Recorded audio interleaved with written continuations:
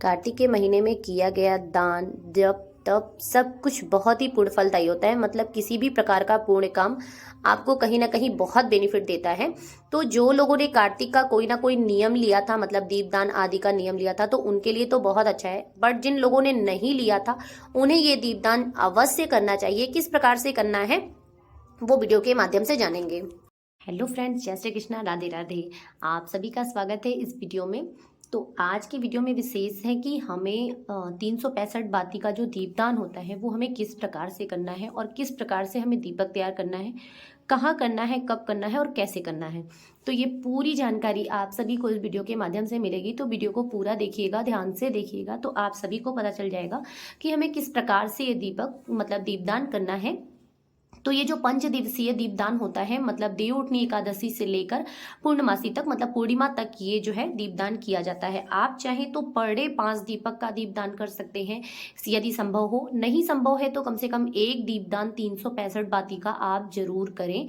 इससे क्या होता है कि 365 दिनों में अगर आपका कोई भी दीपदान छूट गया होगा या कोई भी जो है दिन आप नहीं कर पाए होंगे, तो वो इस 365 बाती के दीपदान से आपका वो दीपदान कंप्लीट होगा और बहुत ही अच्छा और बहुत ही सुफलदायी होता है ये दीपदान। तो इसे बनाने के लिए सबसे पहले हमें किस प्रकार से दीपक बनाना होगा और किस प्रकार से बाती बनानी होगी, तो वो मैं आपको बता दूं। तो सबसे अच्छा होता है इस तरह की मिट्टी का दीपदान। तो मिट्टी मतलब मिट्टी का जो दीपदान होता है, जो मिट्टी के दीपक होते हैं वो तो सबसे बेस्ट होते हैं। बस इस बात का ध्यान रखें कि थोड़े बड़े वाले दीपक लें। ये देखिए इस प्रकार से थोड़े बड़े दीपक लें, क्योंकि देखिए दीपक रखने के बाद कम से कम 1 घंटा आधा घंटा तो कम से कम जले वो दीपक। तो इस हिसाब से, और बाती भी आपकी बहुत मोटी रहेगी, बड़ी रहेगी, क्योंकि 365 बाती की जो है दीपक रहेगा। तो उस हिसाब से ये बड़ा दीपक बेनिफिट रहेगा, मतलब बहुत अच्छा रहेगा। इसके अलावा अगर आप घर में कर रहे हैं तो इस तरह से पीतल के भी आप दीपक ले सकते हैं। ये देखिए ये बड़ा, थोड़ा बड़ा है। इस तरह से आप पीतल के इस तरह से दीपक ले सकते हैं, या जो ये अखंड ज्योत के दीपक होते हैं उसमें ये बीच वाले आप निकाल दें। और इस तरह से भी आप बड़े दीपक, ये देखिए बड़े वाले जो अखंड ज्योत होते हैं उसमें भी बहुत आसानी से, बहुत ईजिली आप दीपदान कर सकते हैं। इसके अलावा उससे भी बेटर होता है, सबसे बेस्ट होता है इस तरह से गरी के दीपदान। मतलब जो नारियल का गोला होता है उसको इस प्रकार से आप लंबे में काट लें और अच्छे से, ये देखिए बहुत अच्छे से हो जाता है। जो थोड़े लंबे वाले गरी होती हैं उस हिसाब से ऐसे लंबे में काट लीजिए, फिर उस पे ये मतलब दीपक रख के आप करिए। ये देखिए इस तरह से गोले पूरे आते हैं। तो गोले को ऐसे सीधा खड़े में आप जब इसे कट करेंगे तो दीपक के रूप में बन जाएगा। अब बात कर लेते हैं कि बाती किस प्रकार से बनानी है। 365 जो बाती बनती है वो किस प्रकार से बनानी है। देखिए कॉटन की बनाएंगे तो वो बहुत मोटी हो जाएगी, वो तो बेटर नहीं होगी, क्योंकि वो बहुत ज्यादा मोटी हो जाएगी और उतनी मोटी जला पाना थोड़ा संभव नहीं होता है घर के अंदर।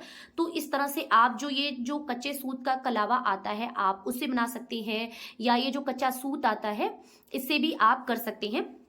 मतलब इन दोनों चीजों से आप बहुत इजीली, बहुत आसानी से कर सकते हैं।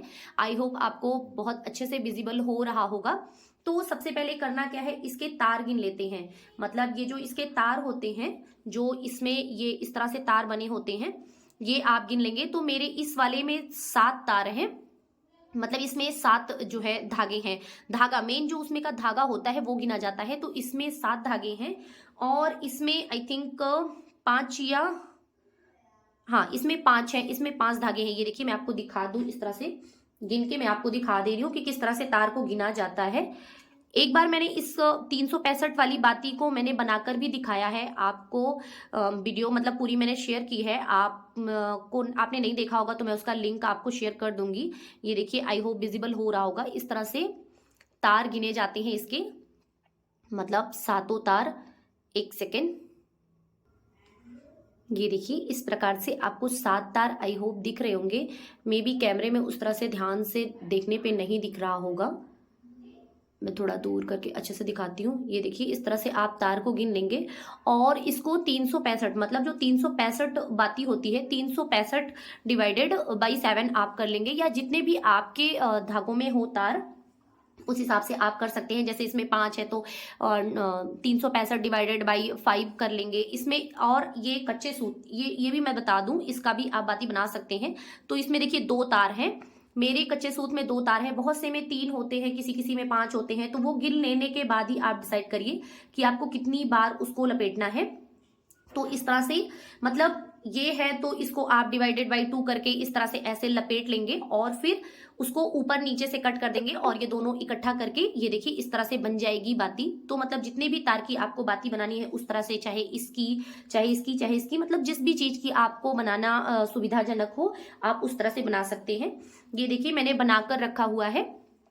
तो ये मेरी कच्चे सूत की बाती है, मतलब जो कलावे की बाती है, जो कलावे की बाती बनती है वो मैंने बनाई हुई है।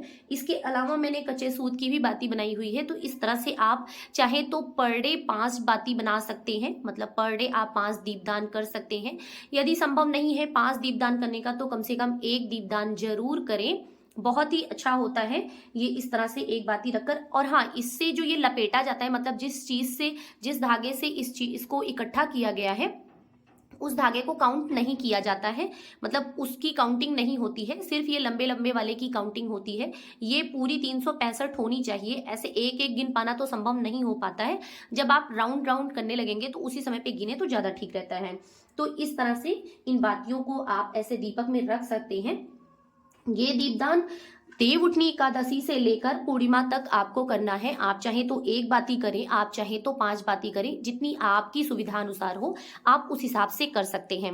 इसके बाद इसमें थोड़ी सी ये कीले मतलब जो लाई वगैरह होती है वो थोड़ा सा डाल दें, और इसके बाद इसका हल्दी से और कुमकुम से अच्छे से इसको दीपक को सजा दें बहुत ही प्यार से, क्योंकि देखिए पूजा से संबंधित है, आप देव के लिए जला रहे हैं, मतलब किसी भगवान जी के लिए जला रहे हैं, तो इन चीज़ों का विशेष ध्यान रखिए, बहुत अच्छे से सजाकर फिर इसे जलाएं। अब बात कर लेते हैं कि इसे जलाना कहाँ है। तो 5 दिवसीय जो 5 दीपदान होते हैं वो सबसे पहले तो आप अपने मंदिर में जला सकते हैं, मतलब श्री हरि विष्णु जी के सामने या नारायण जी के सामने, माता लक्ष्मी के सामने। तो सबसे पहले तो 1 दीपदान आप अपने मंदिर में कर सकते हैं। यदि आप 1 कर रहे हैं तो मंदिर में कर लें, या 5 कर रहे हैं तो 5 जगह आप करें, बहुत अच्छी बात है। बट अगर आप 1 ही करना चाह रहे हैं तो मंदिर में करना इसलिए बेनिफिट होता है क्योंकि वहाँ पे सारे भगवान जी के विग्रह वगैरह मौजूद होते हैं, तो मंदिर ज़्यादा बेस्ट होता है। तो एक तो आप अपने मंदिर में कर ले। दूसरा हो गया जो आपके घर के पास जो नियरेस्ट आपके मंदिर हो वहां पर आप ये 1 दीपदान कर सकते हैं, मतलब वहां पे भी आप दीपदान कर सकते हैं, वो भी बहुत ही अच्छा होता है। 3rd नंबर पे बात कर लेते हैं कि आप एक दीपदान गंगा दीपदान बहुत जरूरी होता है, मतलब जो भी आपके घर के पास नदी या सरोवर कोई भी हो, मतलब जल दीपदान जो होता है वो उस प्रकार से आप कर सकते हैं।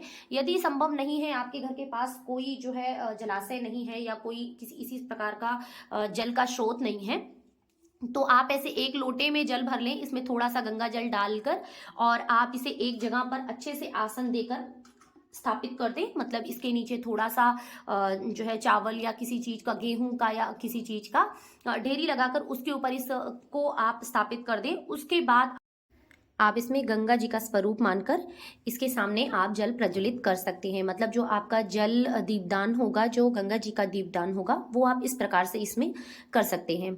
मतलब ये आपका गंगा स्नान या गंगा दीपदान या जल दीपदान जो आपका करना है वो हो जाएगा। 4th नंबर पे बात कर लेते हैं जो वट वृक्ष होते हैं, मतलब जो देव वृक्ष होते हैं, जो देव वृक्ष होते हैं, मतलब कि जैसे हो गई तुलसी हो गया, बेल का पेड़ हो गया, आंवले का पेड़ हो गया या शमी का पेड़ हो गया, इस प्रकार के जो देव वृक्ष होते हैं, या बरगद का पेड़ हो गया, पीपल का पेड़ हो गया, मतलब जो भी आपके इर्द गिर्द आसपास जो देव वृक्ष आपके मौजूद हो आप उसमें 1 दीपदान कर सकते हैं, वो भी बहुत ही अच्छा होता है। बहुत मतलब ऐसा करना चाहिए, कहने का मतलब ये दीपदान भी आपको करना चाहिए।